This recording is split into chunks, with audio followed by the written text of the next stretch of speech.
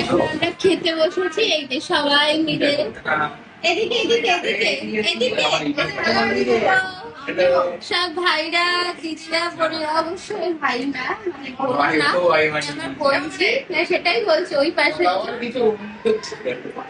আমরা ভাই বোনেরা খেতে বসেছি। আলু ভাজা, আচ্ছা ভেন্ডি ভাজা, বাট বেগুনটা আমি খাই না। আম ডাল বল, এত কিছু খাচ্ছি ভাই ফোটা বলে। তুই কি খাচ্ছিস?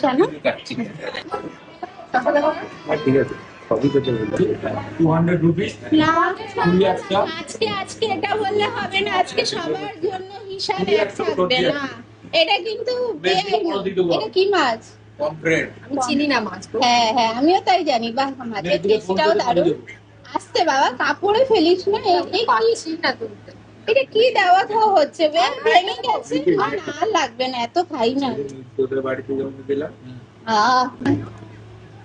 মাটনের ফর্ম এটা ধারা যাবে না। আর যাই হোক, এটা দাঁড়া দাঁড়া, আস্তে দে, আস্তে, অত দিস না, অল্প দে। ব্যাস, কি রে কত দিচ্ছি, আর দিস না। দাঁড়া, চাটনি তার সাথে দুটো লঙ্কা দিয়েছি পোড়া পোড়া।